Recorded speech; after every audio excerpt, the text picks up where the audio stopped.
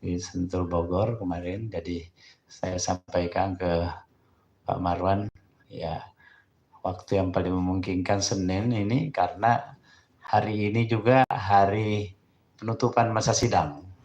Jadi ini sementara masih sidang paripurna, saya tinggalkan. Tadinya diperkirakan sidang paripurnanya sudah selesai sebelum jam 4, ternyata masih lanjut. Besok sudah harus berada di daerah, ya masa reses. Ya, jadi saya bagi tugas, ketua melanjutkan sidang paripurna, saya menerima ibu dan bapak sekalian. Tapi ibu dan bapak sekalian ini sangat familiar bagi kami. Saya selalu mengikuti podcastnya, apalagi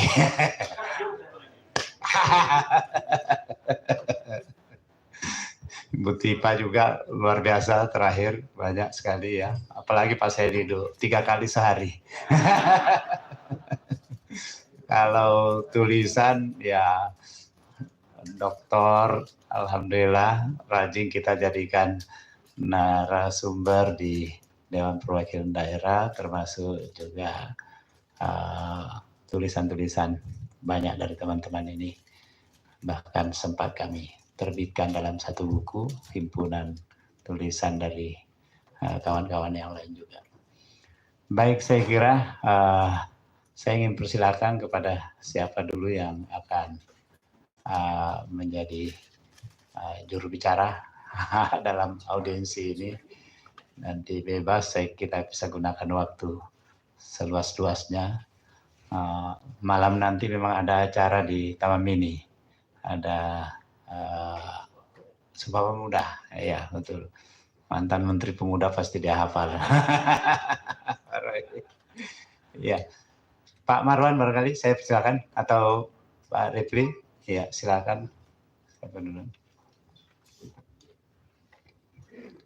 Ya, terima kasih Pak Tamsil. Assalamualaikum warahmatullahi wabarakatuh. Selamat sore dan salam sejahtera untuk kita semua. Alhamdulillahirrahmanirrahim. Allahumma sholli ala Sayyidina Muhammad. Pertama-tama terima kasih banyak kepada Pak Tamsil yang akhirnya kita bisa diterima hari ini untuk menyampaikan aspirasi terutama setelah sekian lama. Harapannya sih belum pelantikan presiden, Pak. Tapi oke, terlambat nggak apa-apa. Yang penting nanti aspirasi ini bisa disampaikan dan bisa menggelinding lebih kencang lagi dalam waktu beberapa minggu atau beberapa bulan ke depan, insya Allah. Nah, jadi kami menyebut kelompok atau perkumpulan dari berbagai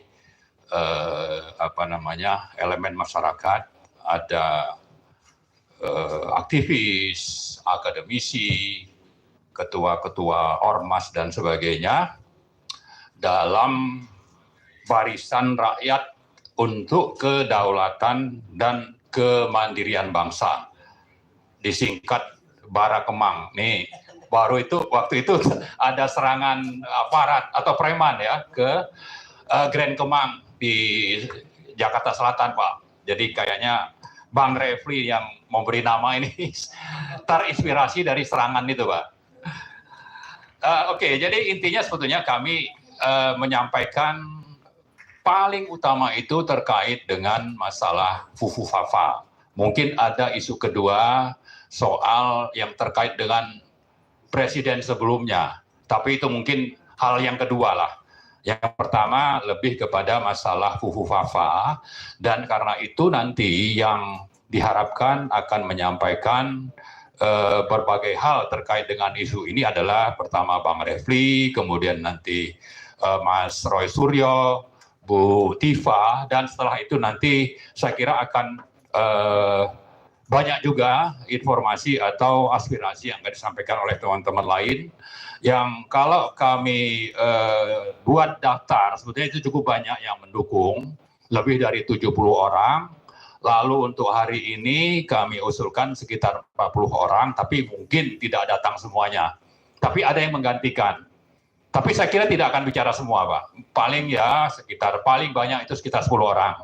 Nah, karena itu kami akan mempersilakan teman-teman. Pertama sekali saya kira dari Bang Refli. Kami silakan. Terima kasih Bang Marwan. Yang saya hormati, saya bilangnya Daeng, tapi kalau bilang puang saya itu, puang juga saya. Karena puang itu makomnya lebih tinggi ya. Puang Tamzil Lindrung, kemudian Pak Hakim, Pak siapa tadi? Lupa saya. Pak Seno ya, Pak Henok ya, dan Pak Sofian. Makasih banyak sudah diterima kami. Jadi pembagian tugasnya, saya mau bicara aspek hukum tata negaranya langsung saja, waktu tidak banyak. Jadi Puang Tamzil sebenarnya dan bapak-bapak, ini sangat relevan kalau seandainya kita diterima sebelum pelantikan. Kalau setelah pelantikan, sebenarnya fungsi DPD-nya agak berkurang. Karena kita tadi berpikir DPD bagian dari MPR, seluruh anggota DPD adalah anggota MPR, dan kita berharap bahwa wakil presiden terpilih, saya selalu ingat Fufufafa, wakil presiden terpilih Gibran Rakabuming Raka tidak dilantik dengan 3 alasan. 1, alasan yang sifatnya konstitusional, dia sudah melakukan perbuatan tercela dengan Fufufafanya itu. Tercelanya tidak hanya 5 atau 10 tahun yang lalu, tapi sampai hari ini, yaitu tidak mengakui bahkan melakukan kebohongan publik. Ketika dibilang Fufufafa siapa? Takon seng duwe katanya. Tanya yang punya. Kan berarti dia tidak mengakui, padahal nanti Mas Roy akan sampaikan 99,9% from akun itu milik wakil presiden terpilih. Karena itu dia sudah memenuhi kualifikasi melakukan perbuatan tercela. Nah, nanti Dr. Tifa akan bicara mengenai soal pasal dalam konstitusi. Awalnya pasal dalam undang-undang.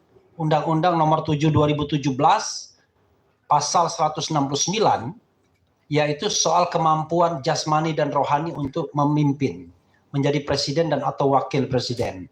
Nanti Dr. Tifa akan mengatakan soal yang terkait dengan kemungkinan ada mental illness atau penyakit-penyakit rohani yang bisa dikualifikasikan sebagai hal yang memenuhi syarat untuk di-impeach. Kita tidak bicara lagi tidak dilantik, karena udah lewat tuh barang. Tapi untuk di-impeach, walaupun kita paham betul, DPD tunggunya di akhir, bukan di depan. Tapi kan ada teman DPD kan, teman sebelah DPR kan, bisa senggol-senggol sedikit. Berikutnya adalah Dr. Tifa juga, atau mungkin Mas Roy Suryo, itu akan cerita selain akun Fufufafa itu firm milik Gibran Rakabuming Raka, akan menyatakan mungkin ada permasalahan dengan keterpenuhan ijazah. Kita tahu bahwa sekurang-kurangnya berijazah SMA, ya, tamat sekolah menengah atas. Tapi ada indikasi Fufufafa ini nggak jelas, tamat atau enggak. Kemarin juga nggak jelas juga. Tapi kan pas bapaknya nggak jelas juga. Tapi kan pasukan bapaknya banyak ini. Di DPD pun banyak ya pasukan bapaknya, ya kan? Karena itu 5 tahun safe dia. Tapi kalau bisa dibuktikan bahwa ijazahnya pun palsu, maka kita harus tinjau segala fasilitas sebagai mantan presiden. Ini kan konsekuensi ketatanegaranya. Ini aja singkatnya. Kalau kita menggunakan pasal konstitusi, sekarang kita tidak lagi menggunakan pasal undang-undang nomor 7 2017, tapi pasal konstitusi, maka setidaknya dalam pandangan hukum tata negara saya, dan insya Allah teman-teman juga, bahwa Gibran Rakabuming Raka memenuhi kualifikasi untuk di-impeach karena persyaratan SMA, ijazah SMA, persyaratan kemampuan secara rohani, dan persyaratan karena sudah melakukan perbuatan tercela. Jadi 3 hal tersebut relevan untuk disampaikan. Itu yang bisa saya sampaikan karena harus berbagi. Dan terakhir saya mengeluh. Susah sekali masuk gedung DPD ini. Tidak seperti 5-10 tahun yang lalu. Makin lama gedung ini makin eksklusif, makin susah dijangkau, makin parah. Makanya kemudian DPR juga. Dan ternyata DPD tidak diakui di depan sama Satpam. yang diakui kami pegawai DPR katanya, bukan pegawai DPD. Wabillahi taufiq wal hidayah. Wassalamualaikum warahmatullahi wabarakatuh. Nanti mungkin program kita ini kita nggak perlu pagar ini DPR ini. Kita buka supaya rakyat mudah masuk ke sini. Bukan pintu baru ya. Gimana, Jenderal Narko? Setuju nggak? Rumah rakyat ya. Ya, siapa? Baik. Pak Surya, silakan. Terima kasih pimpinan DPD RI, Pak Tamsil Hidung yang saya hormati, dan Bapak-Bapak sekalian. Assalamualaikum warahmatullahi wabarakatuh.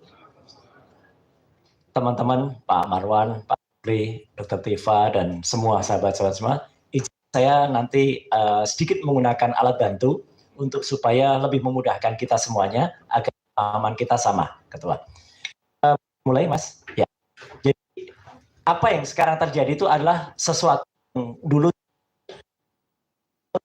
namanya Kaskus. Kaskus adalah kependekan dari Kasakusuk.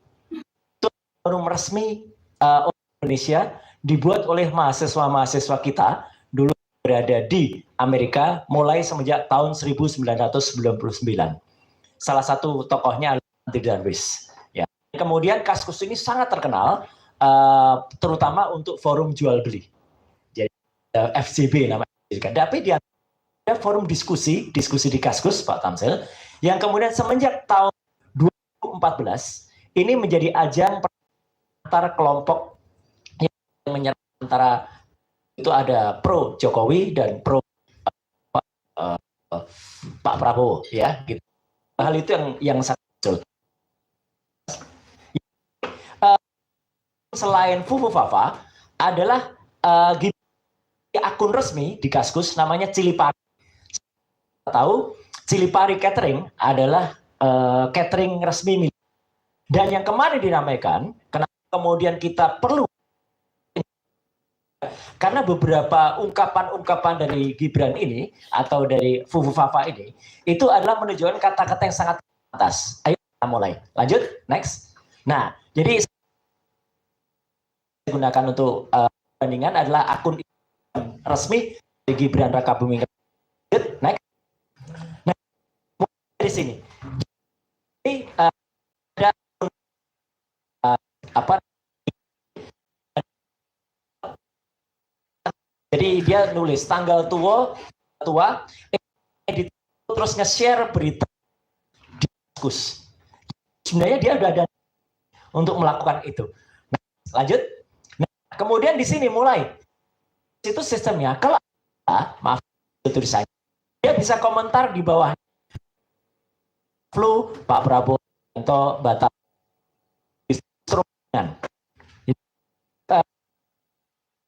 ringan. Lanjut, next. Kemudian ini juga, jadi udah dibela-belain, maaf, ditinggalin istri.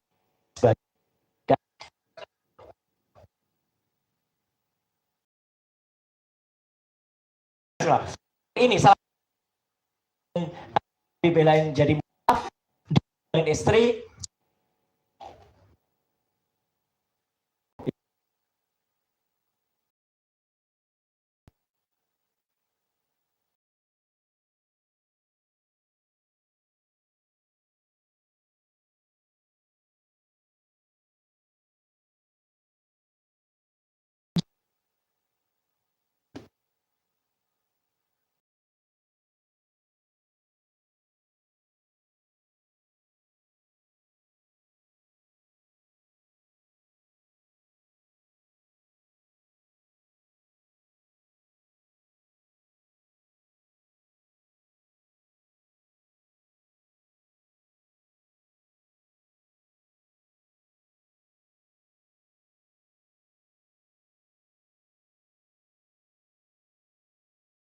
Password itu ada di akun Kaskus yang juga ada di akun RK Genarli, dan itu dipastikan oleh adiknya sendiri dengan akun RK atau Kaisang Pangarep yang dia mention atau menunjuk akun RK Genarli. Jadi ibaratnya begini Bapak dan Ibu, kalau dalam satu tempat ada 1, 2, 3, 4, 5 ID atau identitas, 5 ini selalu terhubung. Jadi ini yang membuktikan kalau saya mulai menunjuk kalau akun ini ada hubungannya atau setidaknya akun ini saling berhubungan, mendekati identik bahwa mereka adalah akun yang sama. Lanjut, next. Nah, di sini makin jelas lagi. Ketika kemudian ada akun RK Genali itu dan Cilipari, kemudian kita gunakan kalau ada akun di Kaskus, Bapak dan Ibu, kalau kita punya sesuatu, biasanya kalau kita kehilangan password, kita diminta untuk memasukkan nomor handphone atau akun untuk pemulihannya, namanya akun recovery. Akun recovery-nya ternyata Cilipari. Jadi akun Kaskus Fufufafa, akun recovery-nya adalah Cilipari atau RK Genali. Dan yang paling menarik Bapak dan Ibu, itu pasti selalu terhubung dengan nomor handphone. Dan nomor handphone 9750 sekian belakangnya 33. Setelah kita cek software namanya Get Contact atau dia namanya Call Application atau Truecaller, jadi itu sudah jelas yang bersangkutan. Tapi karena saya dinasihati oleh Mas Refli, kalau 100% nanti kena delete gitu, nah. Jadi 99,9%. Saya menyebut itu adalah Gibran Rakabuming Raka. Dan dia sempat mengelak. Lanjut, next. Nah, sebelum mengelak, ini sebenarnya saya buka saja. Ini ke kami juga. Ada Anonymous, ada teman-teman di saat itu. Kemudian kita semua bergerak bersama-sama. Kita ungkap data lengkapnya. Akun Fufufafa itu siapa? Lanjut, next. Nah, lanjut aja. Itu terlalu panjang. Next. Nah, yang menarik, ketika dia menolak kalau itu bahasa dia, Bapak dan Ibu, di akun resmi dia Cilipari Catering, dia pun nulis dengan bahasa seperti di Fufufafa. Keripik Pak, jadi dia mengiklankan keripiknya milik adiknya, bukan itu adalah alat wanita. Dia lupa kalau dia nulisnya itu di Cilipari. Harusnya dia nulis ini biasanya di Fufufafa gitu loh. Tapi dia lupa. Ya, namanya orang kan kadang-kadang lupa nulisnya lagi di mana. Bahasanya, ini bahasanya Fufufafa. Nah, dari bahasa yang ini, itu sudah identik orangnya. Lanjut, next. Nah, kemudian kita bisa cek dari data-data yang LHKPN dia, itu kita cek juga, benarkah nomor handphone itu adalah nomor handphone dia. Muncul di sini, lanjut, next, lanjut lagi. Nah, yang paling menarik, lanjut, di sini Bapak dan Ibu, lanjut lagi. Data lengkap akun Fufufafa sudah kita spill, dan yang menarik lagi, dia sempat mengelak bahwa itu bukan handphone dia, tapi ternyata, next. Nah, di sini dia juga muncul di akun yang lain, ini lebih keras lagi. Namanya di Form Spring. Jadi beda dengan Kaskus, dia ada juga di Form Spring. Bahasanya juga kasar juga, bahasanya juga seputar alat kelamin, penistaan terhadap orang dan wanita. Lanjut, next.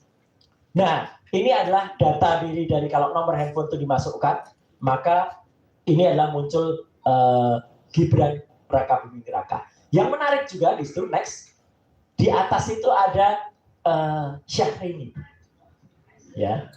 Tapi bukan Syahrini artis itu. Jadi ini mohon maaf, ini supaya teman-teman tahu saja, ya. Orang ini anak ini memiliki obsesi tertentu adalah Syahrini. Dan buat informasi yang harus dibuktikan lagi, dia memang terobsesi ingin melakukan booking terhadap Syahrini.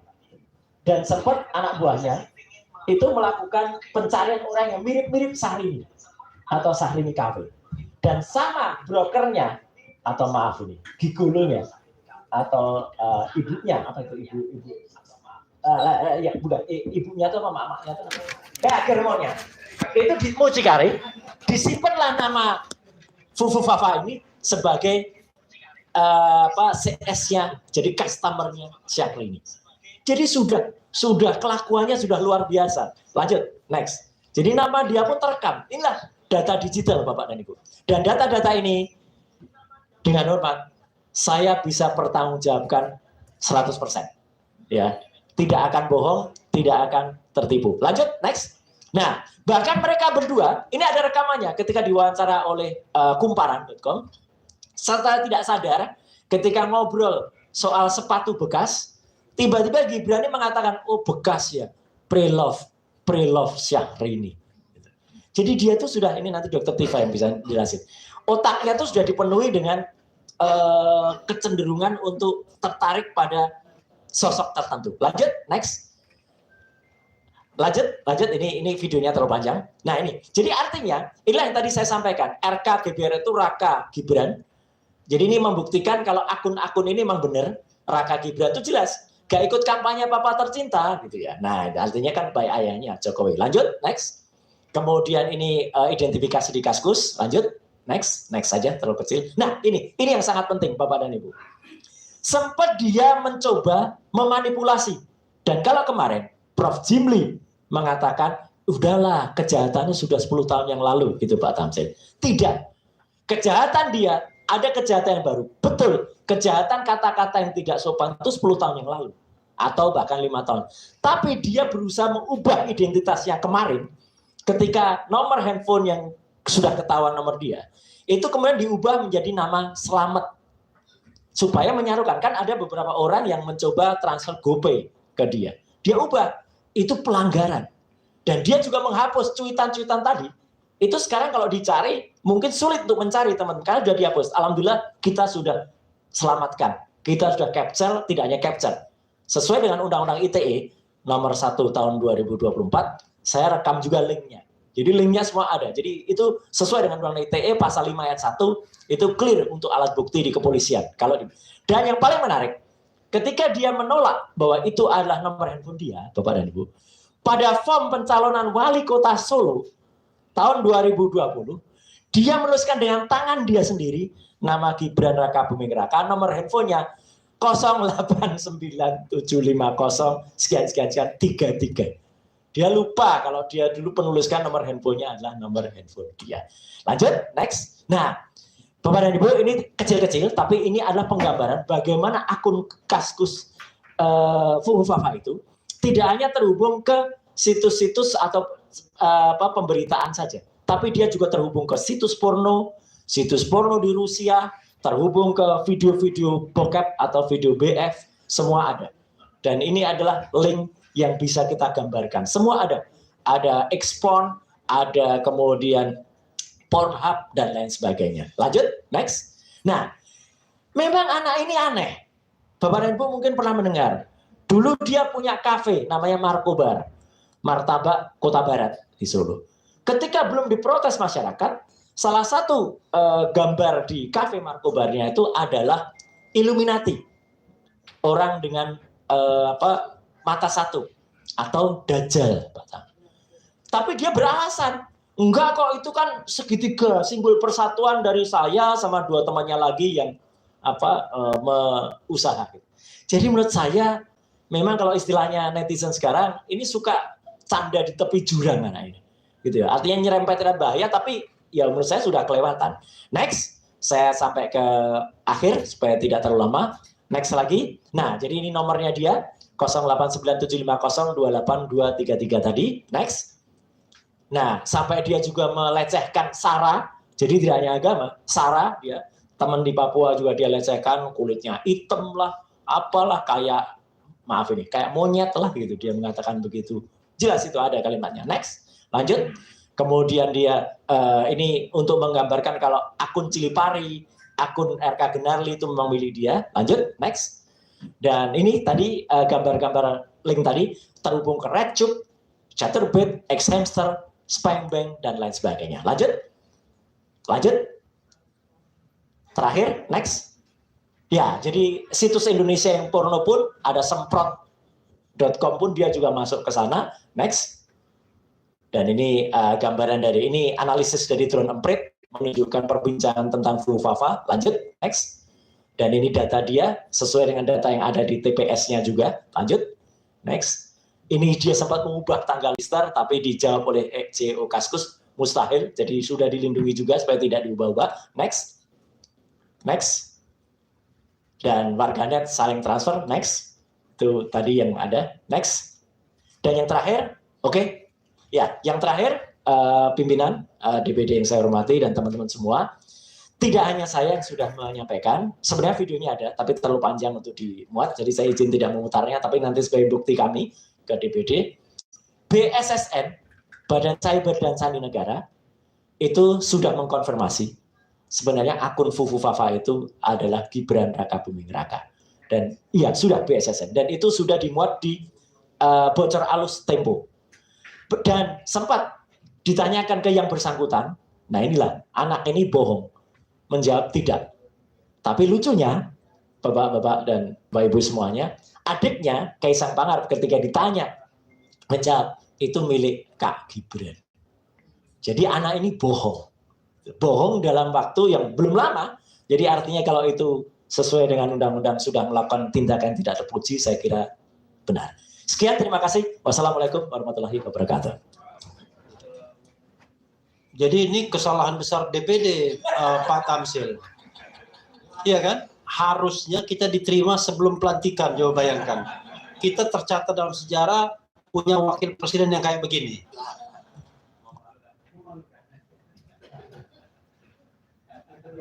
Ayo lanjut, siapa Dokter Tipa? Silakan.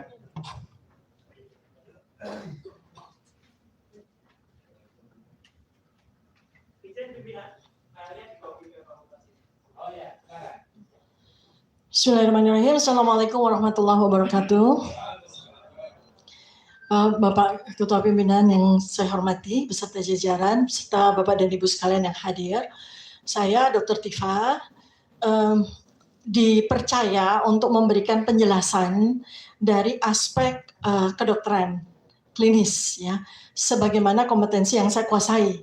Ini saya melakukan disclaimer dulu. Saya adalah dokter lulusan Fakultas Kedokteran Universitas Gadjah Mada, dan untuk kompetensi yang terkait dengan Fufufafa ini, behavioral neuroscience, adalah kompetensi saya yang saya peroleh dari program doktor yang saya tempuh di Universitas Indonesia. Artinya saya dokter yang cukup memiliki kompetensi untuk menyampaikan beberapa hal yang kapasitas untuk menyatakan apakah pemilik akun Fufufafa ini adalah Gibran Rakabuming Raka yang sekarang menjadi wakil presiden terpilih. Saya hanya menyoroti dari aspek klinis apa yang saya temukan dari yang saya lakukan riset, saya lakukan analisis terhadap cuitan-cuitan dia di dalam akun Fufufafa yang mengindikasikan, yang saya lakukan assessment bahwa pemilik akun ini memang mengalami problematika dari sisi psikiatri, dan itu jelas terlihat dari serangkaian cuitan-cuitannya yang konsisten. Artinya kalau sebuah gejala klinis itu dilakukan secara konsisten, maka kita patut melakukan assessment. Artinya tersangka, kalau dalam bahasa kedokteran klinis adalah suspected.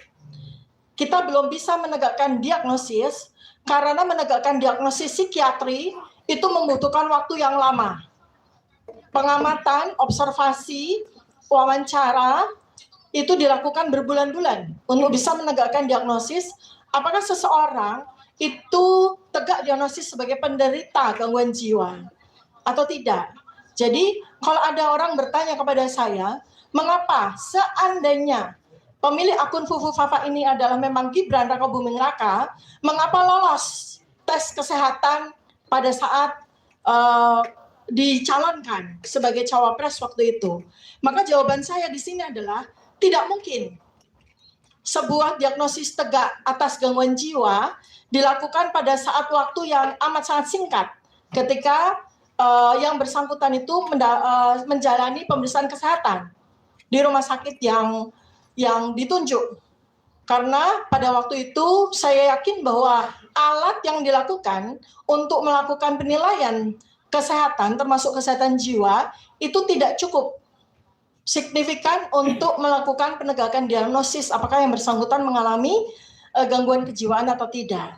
Nah, karena itu maka saya di sini sampaikan beberapa indikasi saja ya, artinya beberapa indikator dari cuitan-cuitan Fufufafa ini yang saya yakin bahwa teman-teman sejawat psikiatri seandainya mereka diberikan kesempatan untuk melakukan assessment, observasi, dan ini sangat mungkin dilakukan. Tidak perlu harus kita bertemu dengan yang bersangkutan dan wawancara, tapi kita melakukan sebuah analisis terhadap tulisan-tulisan seseorang, itu kita bisa membuat sebuah indikator-indikator bahwa yang bersangkutan ini kita bisa teruskan, kita bisa jalankan untuk melakukan pemeriksaan kejiwaan secara lebih lanjut.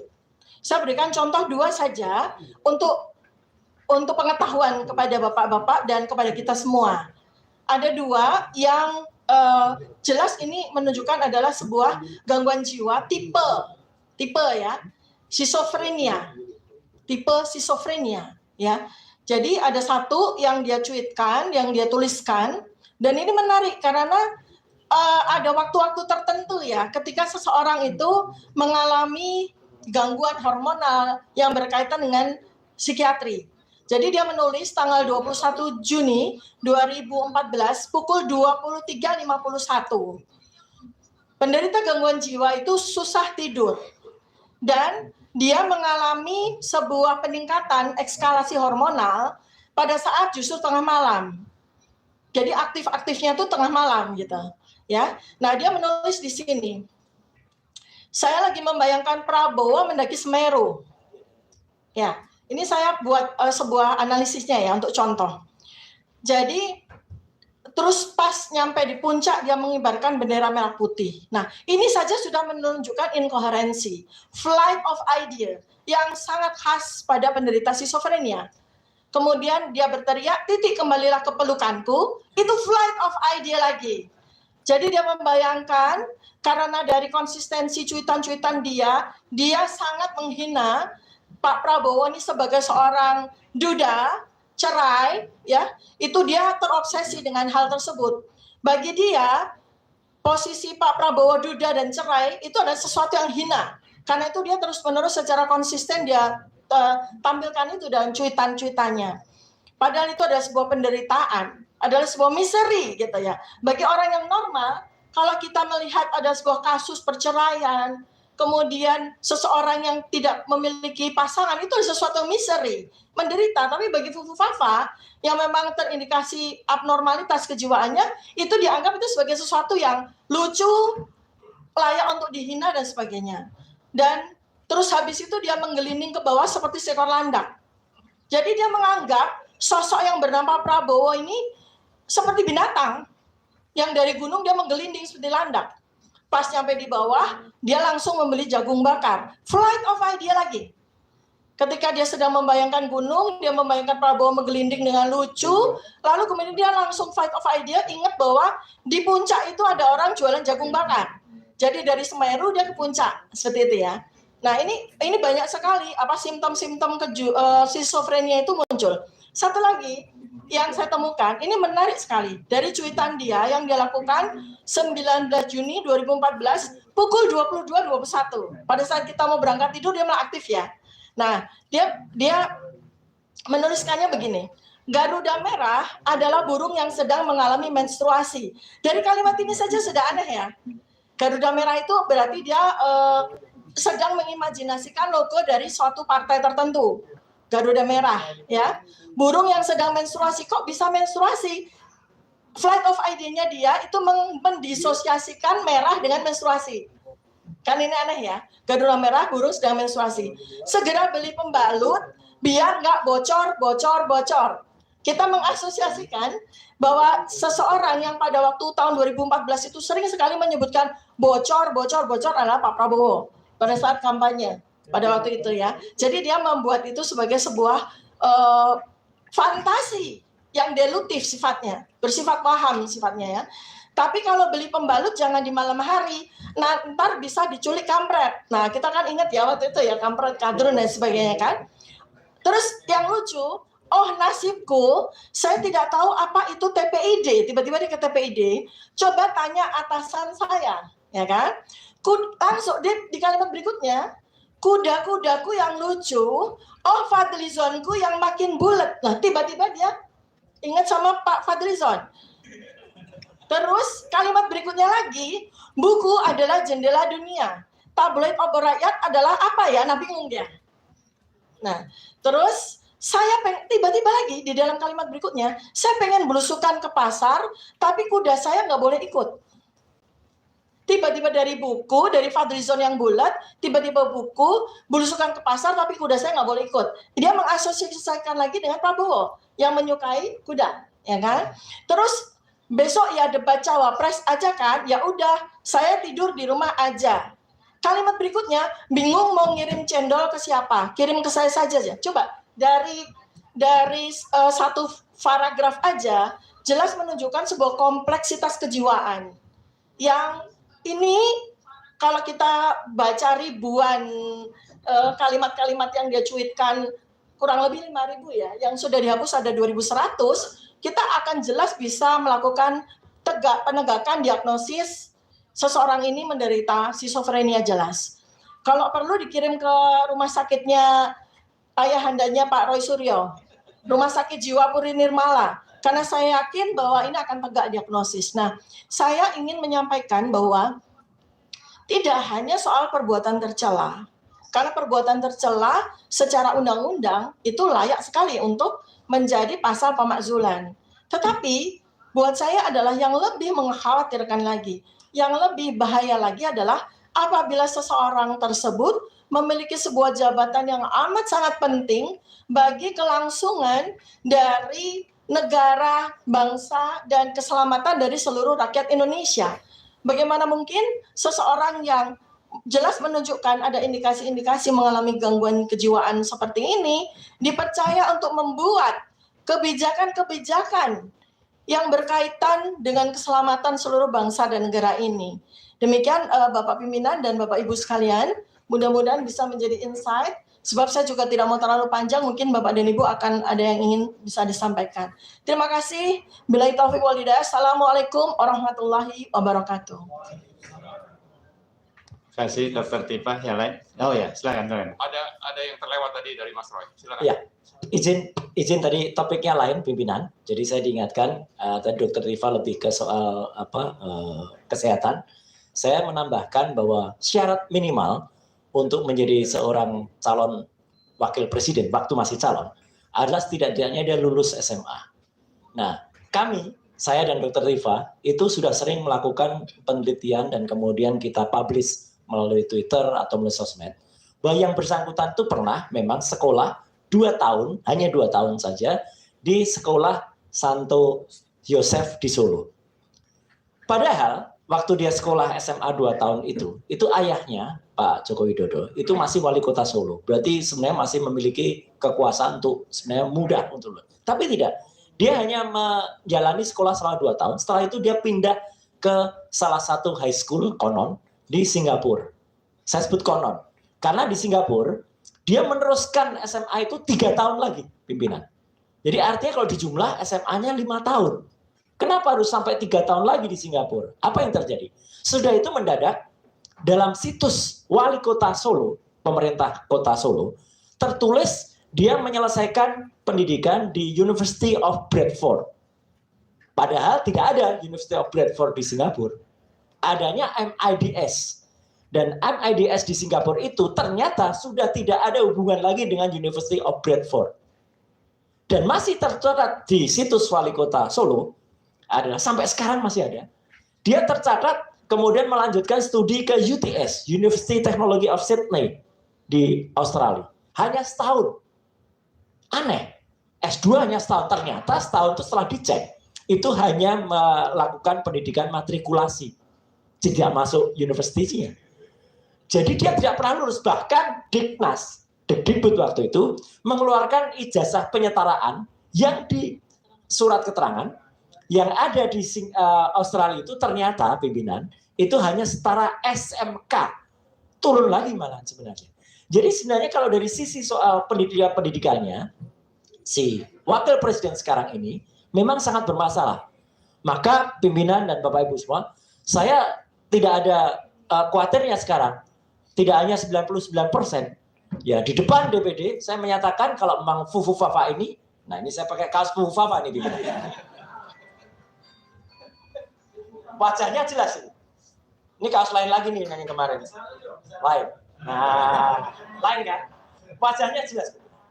Jadi kemarin Korban Mulyono, ada adik Fufu Fafa. Nah, ini Fufu Fafanya langsung. Jadi mohon tindakan jelas dan tegas dari wakil kami di Dewan Perwakilan Daerah. Terima kasih. Assalamualaikum. Baik, terima kasih terutama kepada 3 pakar kita dari sisi hukum, kemudian masalah kesehatan, lalu masalah IT. Berikutnya nanti akan dilanjutkan oleh Pak Narko, Pak Said Didu, Pak Antoni, Pak Musni, dan mungkin beberapa teman dari belakang. Singkat-singkat saja. Ya, terima kasih. Silakan Pak Narko.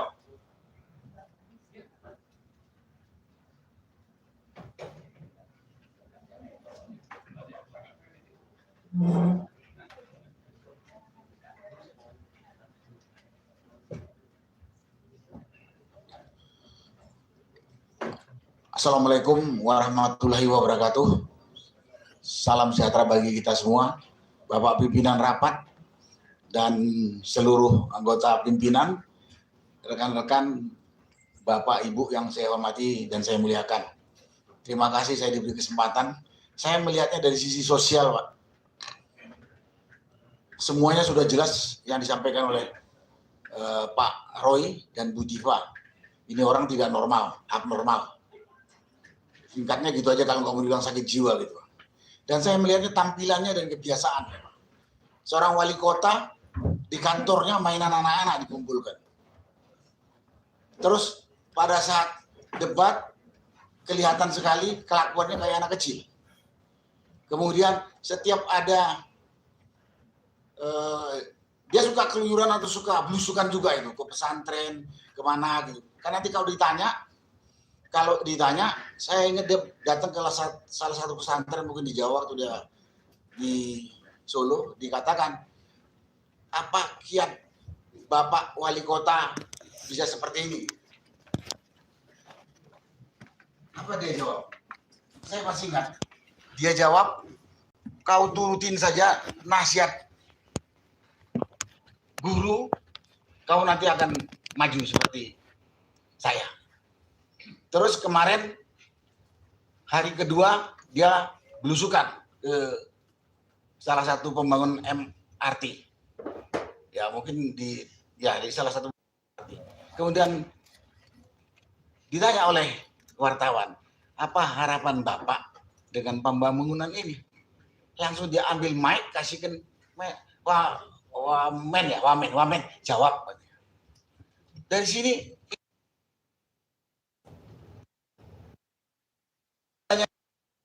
macam itu. Menurut ini kita yang normal, terutama anak muda dipimpin oleh orang seperti ini. Gitu. Saya nggak pantas. Kami dipimpin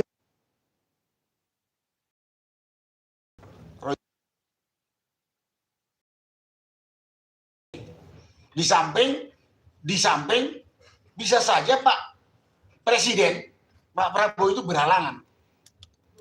Tetap bisa muncul gila di apa Republik Indonesia ini. Karena itu panjang lagi. Kalau saya katakan sangat panjang. Karena itu pada kesempatan di forum ini kepada bapak-bapak dari DPD kami sampaikan bahwa dengan data yang telah saya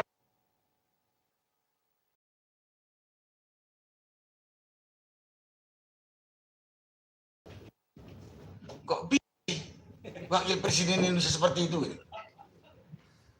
Saya mengkhawatirkan tadi presiden berhalangan dia pimpin.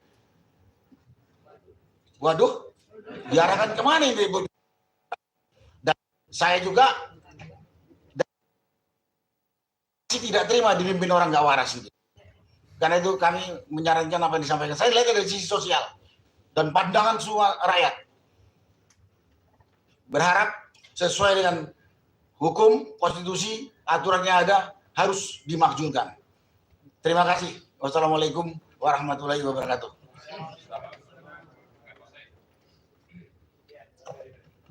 Terima kasih. Assalamualaikum warahmatullahi wabarakatuh. Bapak pimpinan DPD yang kami hormati, Bapak-bapak dan Ibu, terima kasih atas kesempatan ini. Tadi masuk agak kesel, tapi pas happy. Kenapa saya nggak foto Fufu Fafa di sini.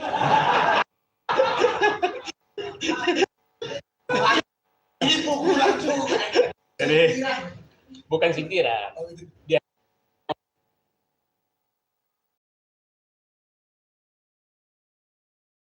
katanya membuat saya happy. Saya nggak bayang kalau ketemu foto Fufu Fafa di sini agak. Saya hanya ingin menyatakan kita pimpin yang dan hancuran yang dibikin sangat dahsyat. Jangan lagi kita dipimpin oleh selain pembohong, kasar, dan lain-lain yang diucapkan tadi. Turunan dari yang Tambahan dari yang lain. Turunan dan tambahan. Kalau hanya turunan sama, jadi turunan dan tambahan yang lalu.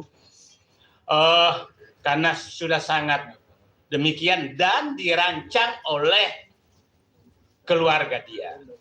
Dan kita semua hanya diam pasrah menerima ini. Saya tidak terbayang 280 juta orang dipimpin oleh manusia yang karakternya sudah dijelaskan sangat ini tadi. Pertanyaan saya di depan anggota Dewan yang terhormat, saya tidak bisa membayangkan ini kalau terjadi apa-apa terhadap Prabowo dan kita dipimpin oleh Gibran. Saya tidak bisa terbayang. Setiap saya melihat langkahnya, saya kok ada pemimpin negara besar seperti ini. Dan kok saya menjadi rakyatnya gitu.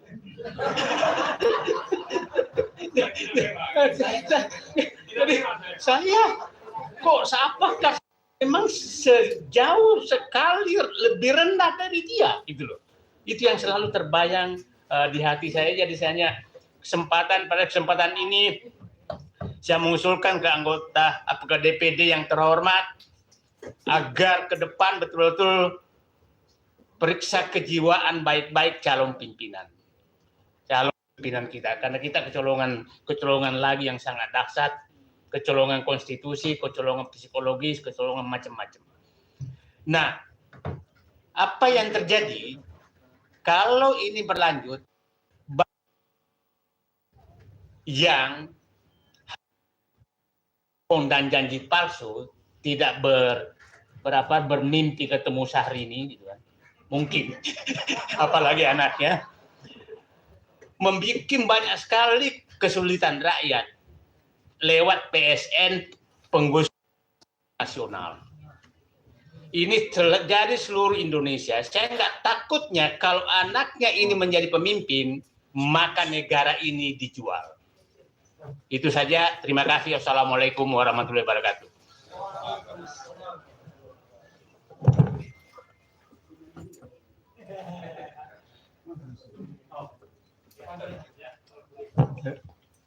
Terima kasih pimpinan DPD yang terhormat, kawan-kawan, Bapak Ibu sekalian di sini. Sebetulnya semuanya sudah tercakup apa yang disampaikan oleh kawan-kawan ini, oleh Roy Suryo. Tapi menambah sedikit saja, semuanya sudah jelas permasalahan bangsa dan negara kita saat ini.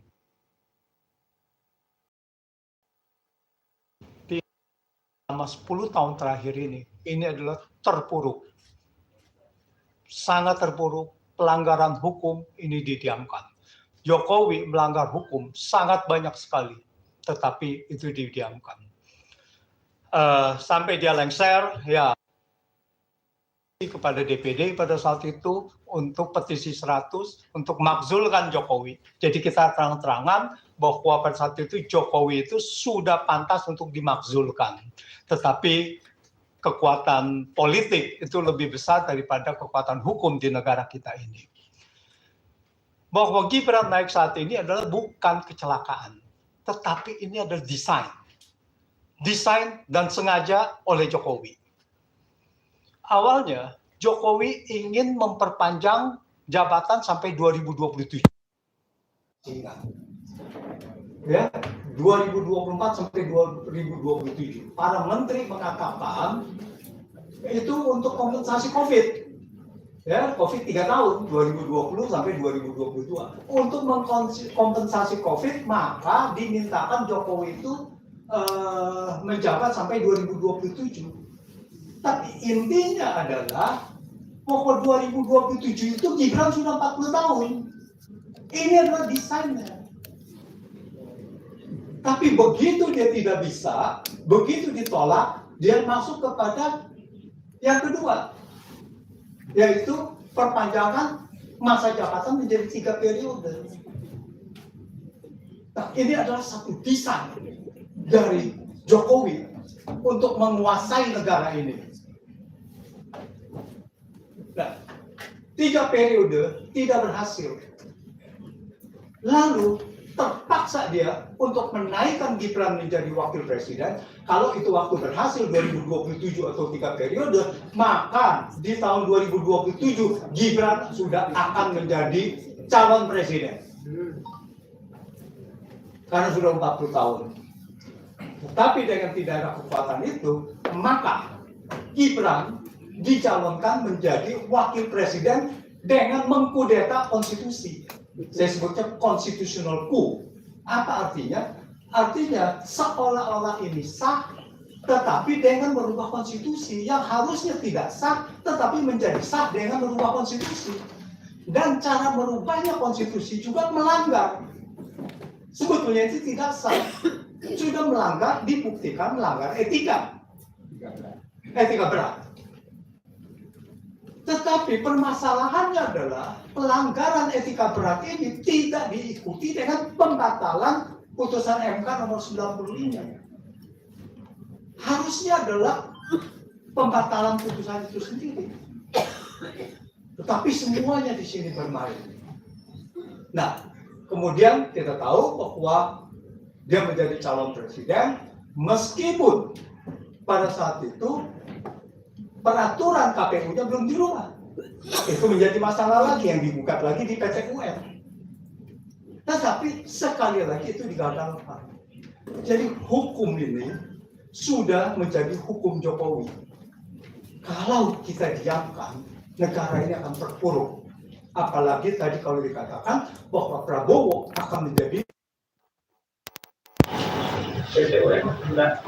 sudah ditolak, tidak diterima.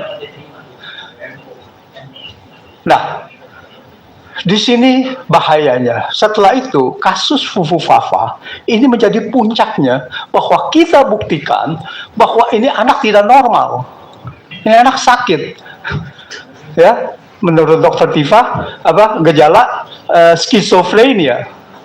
Jadi kalau ini untuk menjadi wakil presidennya tidak pantas.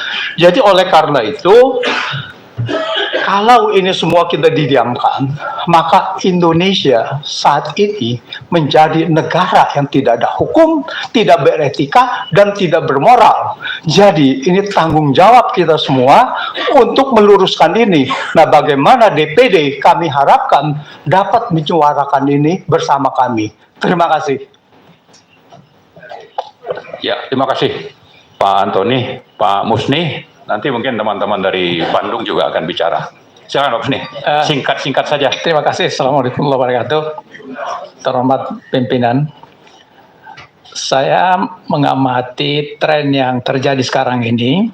Kalau kita biarkan, maka Fufu Fafa itu akan menjadi Presiden Republik Indonesia. Mengapa? Apa yang dilakukan Jokowi itu dia lakukan. Dan setiap kesempatan dia datang ke masyarakat membawa sesuatu dan masyarakat mengalu-alukan. Itu tanda bahwa dia akan memimpin kita. Padahal tadi sudah digambarkan dengan sangat baik. Ini adalah persoalan yang sangat serius bagi kita. Saya termasuk orang yang sangat berdosa karena menulis buku Jokowi Satrio Piningit. Dan di berbagai tempat saya dihujat. Tetapi itu ijtihad politik. saya mendengarkan suara di masyarakat waktu saya melakukan penelitian di Solo. Tapi ternyata itu adalah bohong belaka. Apa yang dia tampilkan itu menipu kita semuanya. Jadi kita semua tertipu. Tetapi dia menggunakan instrumen kekuasaan untuk mempertahankan kekuasaan. Dan nampaknya Fuhu Fafa itu melakukan seperti itu. Sebelum terlalu jauh, maka nggak ada pilihan. Tadi di Pak Marwan ajak saya harus datang. Kenapa? Karena ini berbahaya pada negeri ini. Orang yang nggak jelas pendidikannya, seperti bapaknya juga. Kemudian tadi sudah digambarkan dengan sangat baik masalah mentalnya itu sendiri, dan penampilan dia itu ngomong saja nggak benar. Terus kita ini disuruh pimpin orang seperti ini. Jadi tidak ada pilihan teman-teman semuanya. Kita harus bergerak, apapun juga resikonya, Pak. Apapun juga resikonya. Saya pernah di penjara di masa Orde Baru itu 7 bulan. Jadi saya pasti ada semangat untuk berjuang sendiri, Pak. Berjuang. Kalau gitu kita tunggu buku berikutnya. Ya, jadi ini barangkali saya ingin sampaikan pada kita semua dan seluruh bangsa Indonesia, jangan lagi kita tertipu dengan keadaan sekarang ini. Nampaknya sekarang ini telah mulai tergalang kekuasaan. Kekuasaan itu sendiri mencengkeram kita semuanya. Dan kalau rakyat ini diam, maka akan terjadi seperti yang kita bayangkan. Kita ini orang berpendidikan semuanya, jadi kita bisa memprediksi apa yang bakal terjadi. Dan itu saya nggak ingin terjadi seperti itu. Terima kasih. Assalamualaikum warahmatullahi wabarakatuh. Assalamualaikum warahmatullahi wabarakatuh. Ini namanya istilahnya ditangkap kawang, tidak ditangkap kewajiban. Ya, baik Pak Rizal, setelah itu nanti Om Lim sama Pak Safril ya. Silakan Pak Rizal. Baik, tinggi. Assalamualaikum warahmatullahi wabarakatuh.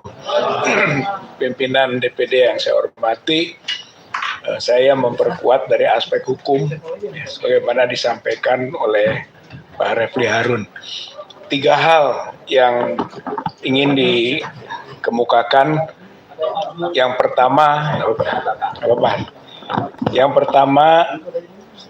berkaitan dengan awalnya tidak dilantik Gibran, sekarang sudah dilantik, berarti masuk dalam kategori pemakzulan.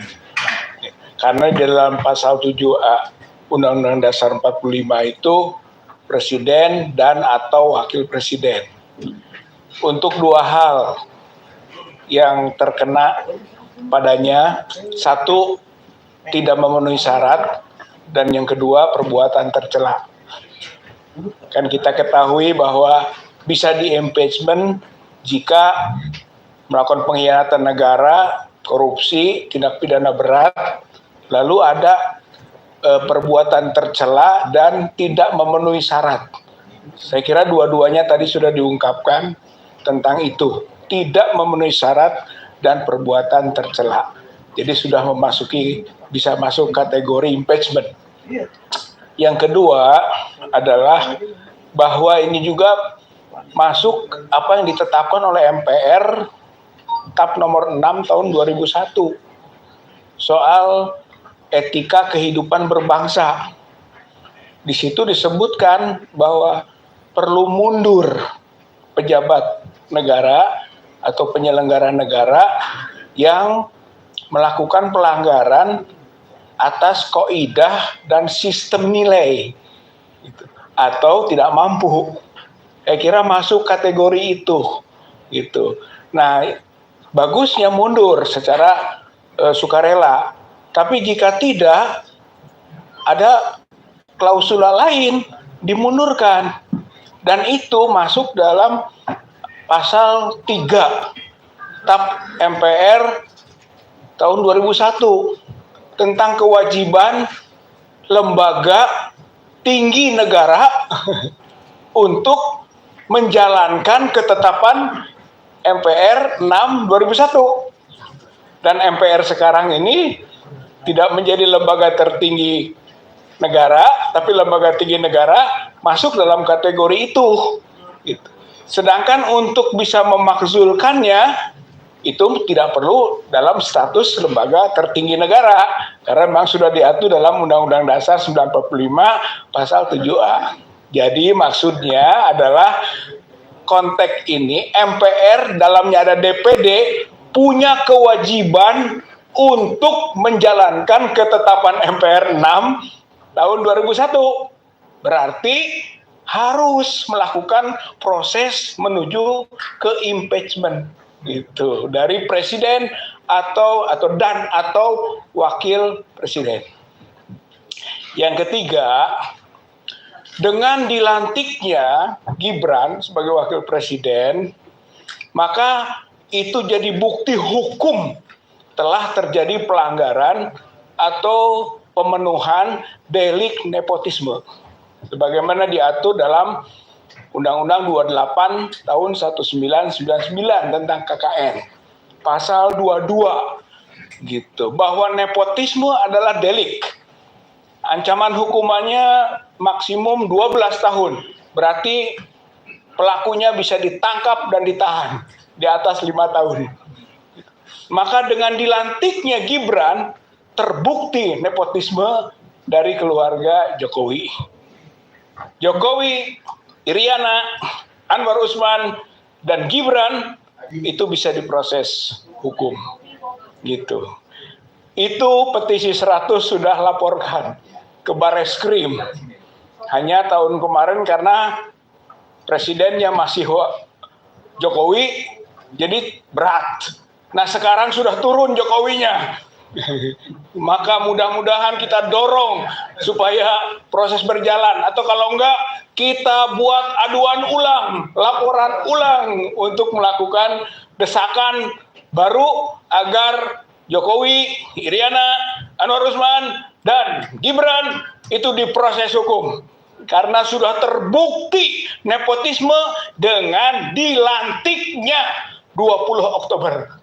Tadinya prediksi tentang nepotisme, sekarang terbukti secara hukum. Begitu, bahwa keluarga Jokowi melakukan delik nepotisme sebagaimana diatur dalam Undang-Undang 28 tahun 1999 pasal 22, 12 tahun lumayan.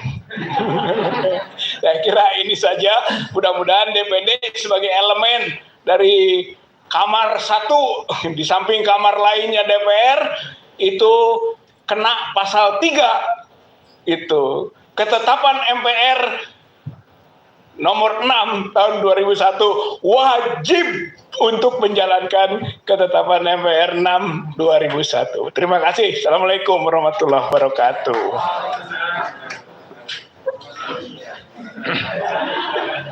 Assalamualaikum warahmatullahi wabarakatuh. Kami sebenarnya termasuk bagian rakyat yang tidak merasa pernah tertipu. Memang dari awal kita tahu tingkah lakunya sejak di Solo menjadi wali kota yang bernama Dr. Andes, kemudian menjadi insinyur, dan kita semua membiarkan mengikuti gaya dari Pak Taufik Baharudin, mencurigai bahwa ini dari awal ini memang PKI. Tetapi kita mengatakan pada Pak Taufik Baharudin, kita tidak bisa, sulit untuk menjerat dari sisi itu, karena yang bisa kita jerat secara hukum adalah pelanggaran-pelanggarannya. Yang jadi masalah adalah dia terus berlanjut kejahatannya, kemudian berubah telah menjadi seorang monster yang sangat bisa menyihir kerabat-kerabat elit di negeri kita, partai dan lain sebagainya, menjadi seolah mendukung dan memperkuat dia. Jadi dosa Jokowi itu sama dengan para pendukung-pendukungnya itu yang tetap mempertahankan sampai 10 tahun terakhir. Yang penting sekarang ini adalah dia sudah berhasil menjadikan anaknya setelah berulang-ulang ingin memperpanjang jabatannya menjadi wakil presiden, dan tidak sekedar itu. Inilah alat untuk dia tetap memperpanjang, untuk memperdalam kehancuran Indonesia yang dianggap dia belum sempurna, dan dia merasa tetap bisa memperkosa Bapak Presiden Prabowo untuk mengatur-ngatur yang kita kenal kemarin itu adalah 13 Oktober di Solo. Sudah beredar apa yang ditodongkan kepada Prabowo sehingga berubah apa yang telah dibicarakan di tengah-tengah rakyat tentang susunan kabinet, dan menjadi hampir sebagian besar adalah orang-orang yang tetap dikendalikan dia, dan bahkan seorang menteri yang ditolak oleh rakyat yang dinamakan Menteri ASU, atasi segala urusan, sekarang juga memegang cengkram dan bahkan membawahi 15 menteri. Dan ini jelas rakyat melihat bahwa masih dalam cengkramannya. Lebih-lebih dikatakan bahwa sudah didaulat nanti awal November, sudah dibawa Prabowo harus menghadap ke China ya, dengan beberapa agenda, tentunya salah satunya melanjutkan IKN dan sebagainya. Kalau itu terjadi, oleh karenanya saya berharap Bapak kita di DPR, DPD berhentilah sejenak untuk mengkoreksi dan menanggapi ini. Tadi sudah disampaikan sebenarnya bukan ini awal baru, tetapi dari sejak terakhir kita ingin menyampaikan itu kepada wakil rakyat, tetapi memang nampaknya ada penghalangan, termasuk indikasi dihentikan proses PT-UN oleh PDI, kemudian banyak hal-hal yang lain yang kemudian mereka hentikan. Oleh karenanya kita serius semua rakyat Indonesia untuk mengevaluasi ini sebelum terjadi bencana yang lebih dalam dan kita tidak mampu merubahnya. Dan prediksi Prabowo entah ada kaitannya apa tidak, dulu mengatakan Indonesia 2030 akan bubar.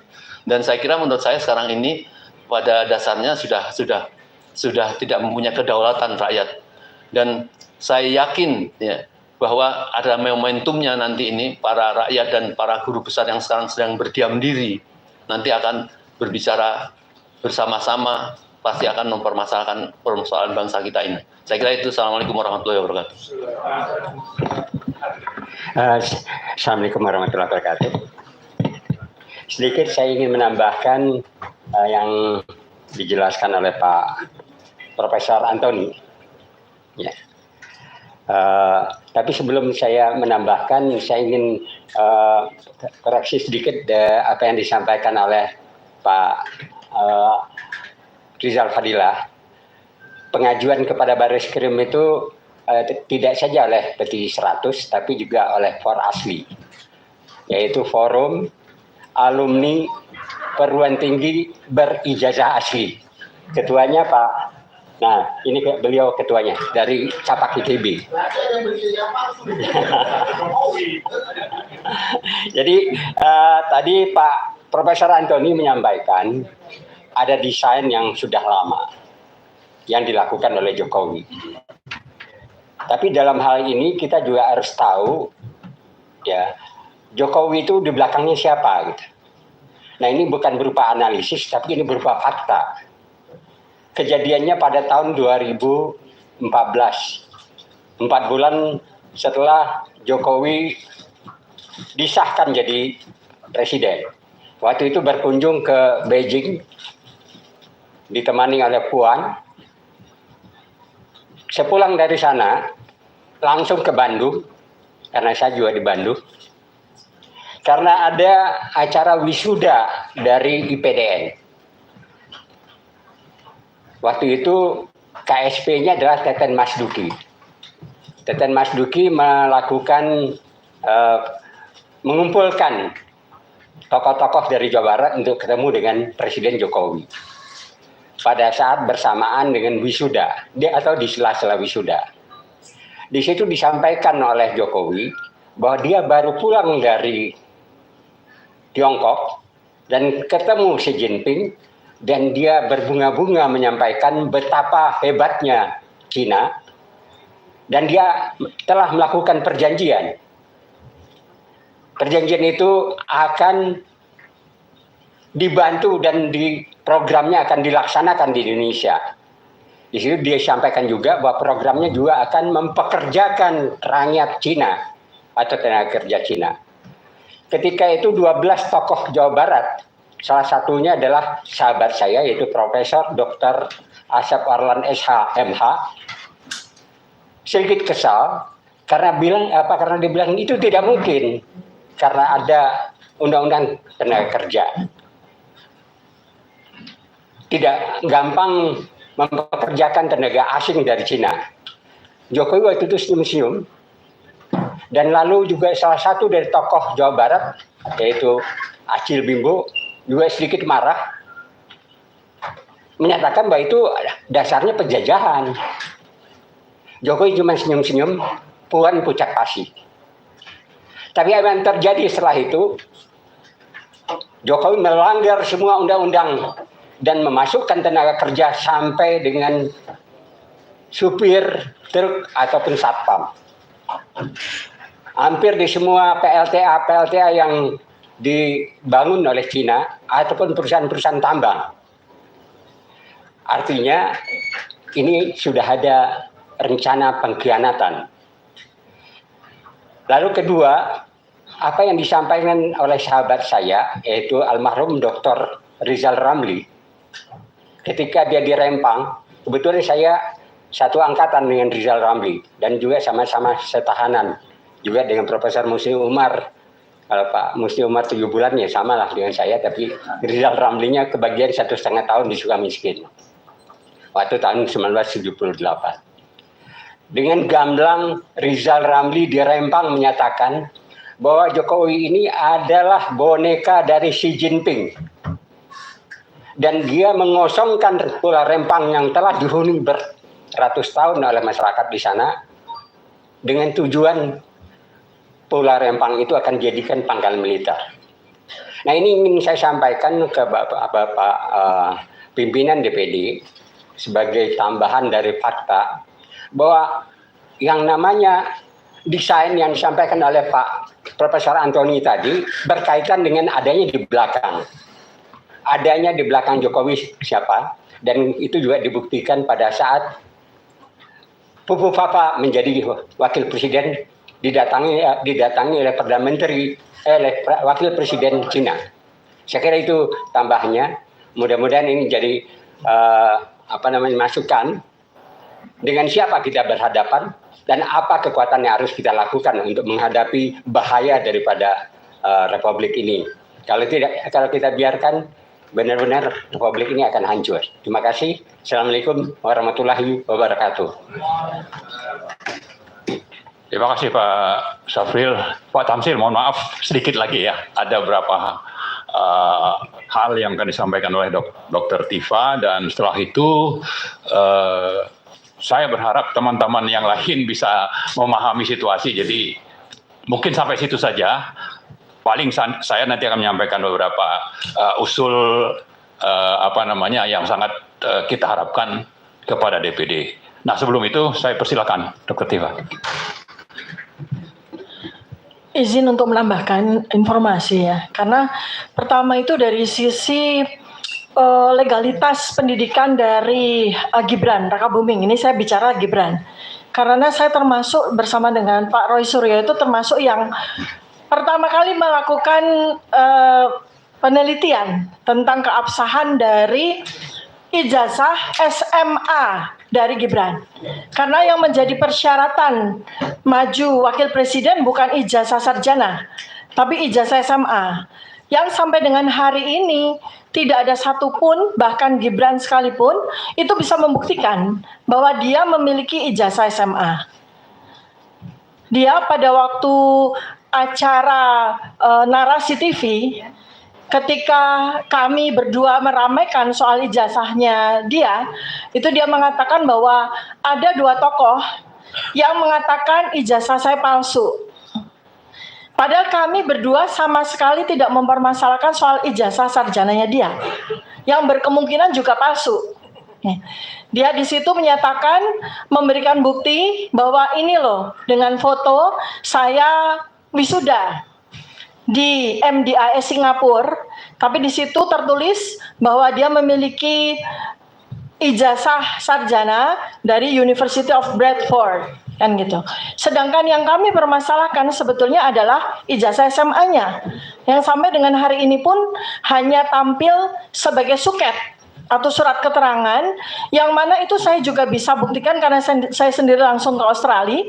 Kebetulan bukan untuk sekedar membuktikan tentang sekolah matrikulasinya, tapi kebetulan saya sedang nengok anak saya yang sedang kuliah di sana, dan anak saya pun juga menjalani sebuah pre-university yang kurang lebih sama. Jadi saya pun tahu bahwa pre-university yang diikuti oleh Gibran in search itu sudah tidak ada lagi. Sudah tutup. Kursus tersebut, semacam bimbingan tes itu sudah tutup di sana, tidak ada lagi. Dan itulah yang kemudian disetarakan sebagai surat keterangan setara dengan SMK. Nah, padahal pada undang-undang, ya Pak Refli, undang-undangnya jelas menyatakan bahwa calon itu harus memiliki ijazah tamat SMA, yang mana tidak bisa diwakili oleh surat keterangan. Apalagi surat keterangan itu disetarakan oleh sebuah lembaga yang sekarang pun sudah tidak ada lagi, bukan SMA sama sekali. Dan kemudian terkait dengan kesehatannya, saya meragukan apabila katakanlah dibentuk tim investigasi lokal dan sebagainya gitu. Kalau memang kita mau melakukan sebuah investigasi, dan ini wajib untuk kita lakukan, karena ini adalah bahaya bagi negara ini, maka saya mengusulkan kepada pimpinan DPD untuk kita bersama-sama bergerak untuk melakukan riset terhadap perilaku dari Fufu Fafa ini secara retrospektif. Artinya kita bisa melakukan riset retrospektif, menelaah dari sejak tahun 2014, kemudian kita juga bisa melakukan kohort prospektif, kurang lebih 6 bulan, kita bisa melihat secara observasional kohort dari perilaku-perilaku yang dia lakukan selama 6 bulan ke depan. Saya yakin kalau itu dilakukan akan tegak diagnosis sebagai skizofrenia plus obsesif kompulsif. Karena kalau dari penelitian dilakukan oleh Pak Roy Suryo, dia sangat terobsesi dengan benda-benda intim, baik dari laki-laki maupun perempuan, dan sosok-sosok yang menjadi objek obsesifnya. Termasuk di sini adalah Pak Prabowo sendiri, kemudian juga Syahrini. Demikian yang bisa saya sampaikan. Jadi permintaan dari kami adalah barangkali mungkin apakah dari DPD atau dari mana bisa melakukan investigasi yang seperti yang saya usulkan tadi. Terima kasih banyak. Ya, terima kasih Dr. Tifa. Jadi kesimpulannya. Bisa sedikit saya boleh bicara sedikit. Udah, nanti aja. Nanti aja kita. Nanti aja. Nanti nggak. Sudah hampir mati. Ya. Nanti bisa disampaikan langsung. Iya. Ya, jadi intinya sebetulnya kami berharap DPD bisa menjadi pionir sekaligus penyambung aspirasi rakyat di seluruh Indonesia. Karena kita paham bahwa jumlah pemilih anggota DPD itu lebih banyak dari jumlah pemilih anggota DPR. Jadi sangat mewakili, sangat representatif. Karena itu usul tadi, yaitu usul DPD sebagai pionir untuk dilakukannya proses pemakzulan Gibran sesuai dengan pasal 7A dan prosesnya yang mungkin nanti 7B yang kita sama-sama paham, dan delik untuk itu saya kira secara legal konstitusional itu lengkap.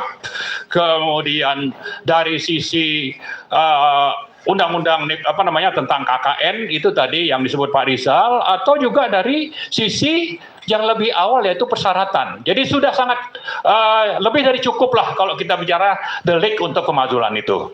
Nah, mungkin sedikit tambahan bahwa saya kira Cina memang sangat berperan, tapi politik sandra yang dilakukan oleh Joko Widodo sehingga agenda ini bisa berjalan lancar itu adalah bagaimana partai-partai itu disandra kasus-kasusnya sehingga agenda itu bisa jalan.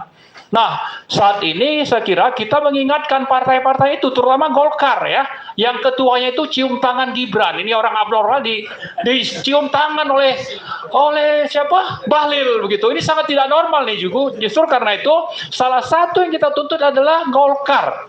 Kemudian ada lagi PAN. Ya, ini partai-partai yang tersandra. Mungkin ada Demokrat, ada Nasdem, dan mungkin terakhir itu PKS. Yang tadinya itu sangat mengecam, tapi belakangan itu cium tangan ini. Ada sekjennya. Saya kira bermasalah ini, PKS ini ya.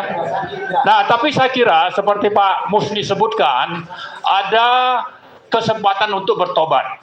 Ya, karena itu kita berharap partai-partai ini bertobat, dan nanti setelah mendapat usul dari DPD, mereka juga mengambil inisiatif sesuai dengan pasal 7B agar proses pemakzulan itu akhirnya bisa terlaksana dan kita tidak dipermalukan secara internasional punya presiden yang abnormal. Saya kira itu saja. Makasih. Assalamualaikum warahmatullahi wabarakatuh. Waalaikumsalam warahmatullahi wabarakatuh. Terima kasih Bapak dan Ibu sekalian. Jadi ini sangat representatif, diwakili pembicara 10 orang. Yang disampaikan tadi tidak lebih dari 10, betul, pas 10. Ada pakar hukum ya yang sangat familiar, kita sering menjadi narasumber di sini. Jadi kalau DPD nanti salah bersikap, ya sumbangsinya dari pakar hukum ini juga. Oh, udah 3 tahun, udah. Ada pakar kesehatan. Kita mulai undang lagi. Pakar kesehatan, pakar IT, sosial, kemudian etika, moral, banyak sekali saya kira tadi dari semuanya. Dan yang mendampingi saya tadi minta izin keluar dulu karena bagi tugas, masih ada lagi yang lain juga dia harus terima. Nanti saya akan menyusul. Ada di samping kanan saya ini dokter juga ini. Dokter dan Dokter Sopyan Asdam, saya kira udah kenal dengan Dokter Tipa. Beliau tadinya mau jadi dokter kandungan, tapi ibu melarang. Kemudian beralih ke penyakit kulit dan kelamin, tapi dilarang juga. Akhirnya penyakit saraf, dokter saraf. Jadi neurolog juga ini, neurolog. Jadi sama Dokter Tipa neurolog. Ya, kemudian ini pakar hukum juga ini yang Pak Julianus Henok ya.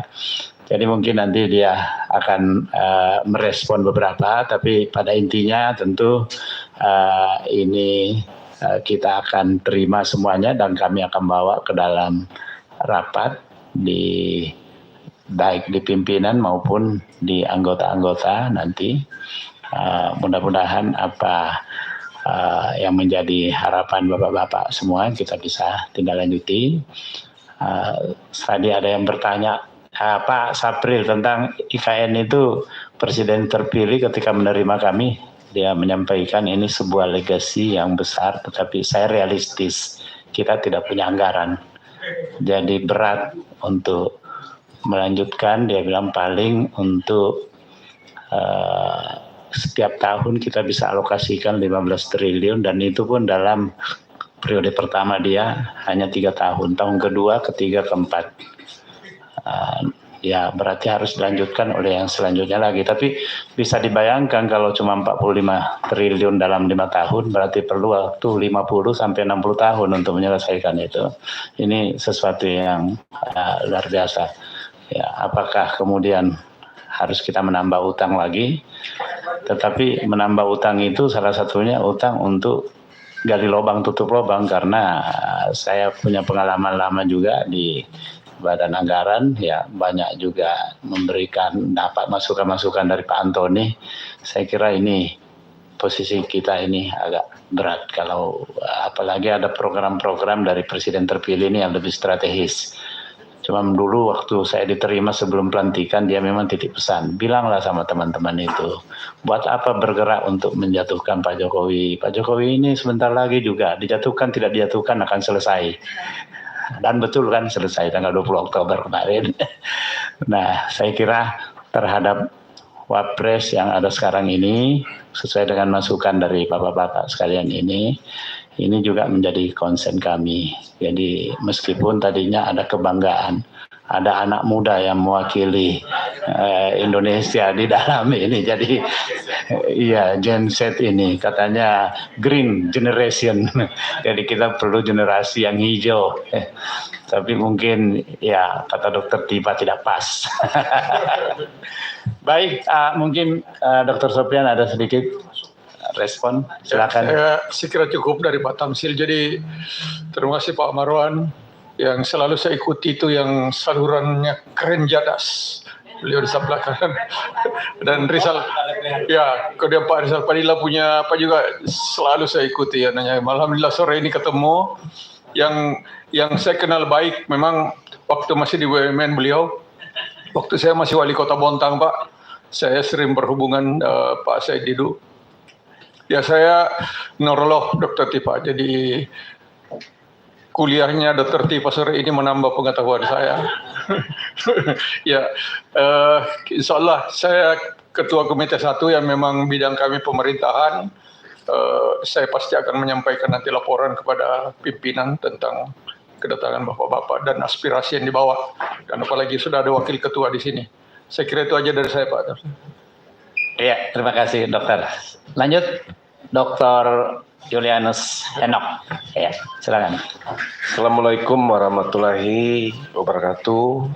Salam sejahtera bagi kita semua. Yang saya hormati pimpinan Pak Ustadz Tamsil sebagai pimpinan kami Ketua DPD RI, Bapak Ibu dan semua yang hadir pada sore yang berbahagia ini. Kami terima kasih atas kehadiran tokoh-tokoh kritis bangsa ini ya. Kami senang atas kehadiran Bapak Ibu sekalian. Ini menjadi tugas kerja kami ke depan, karena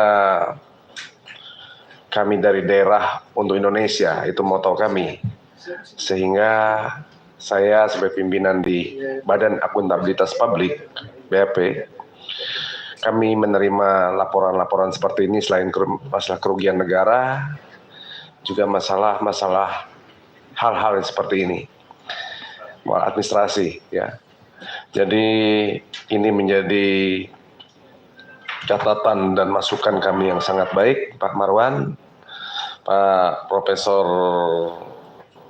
Repli Harun, ya, Antoni, dan yang paling sering saya lihat ini Pak Profesor Roy Suryo. Ya. Belum ya Pak ya, Pak Dr. Roy Suryo ya.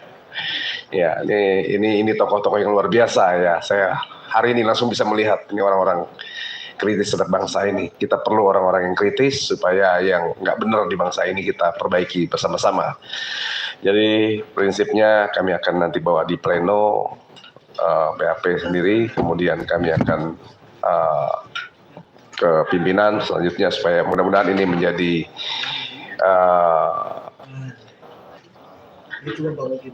hal yang urgent untuk kami bahas nanti.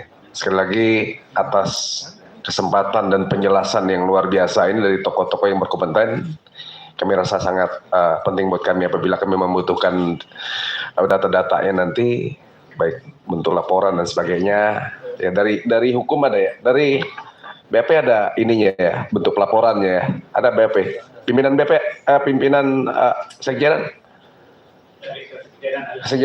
ya, ya nanti ya beliau Pak Helmi, berdiri Pak Helmi. Terima kasih Pak. Dari kesekjenan kami, beliaulah yang akan memberikan laporan-pelaporan sehingga kami akan bisa menindaklanjuti. Sekali lagi terima kasih. Assalamualaikum warahmatullahi wabarakatuh. Salam sejahtera kita semua. Waalaikumsalam warahmatullahi wabarakatuh. Saya kira demikian pertemuan kita dalam kesempatan ini. Nah, waktu juga udah maghrib. Tapi masukan-masukan dari bapak-bapak sekalian ini sekali lagi kami tentu akan bahas di dalam forum yang lebih representatif di internal DPD, dan saya tahu bahwa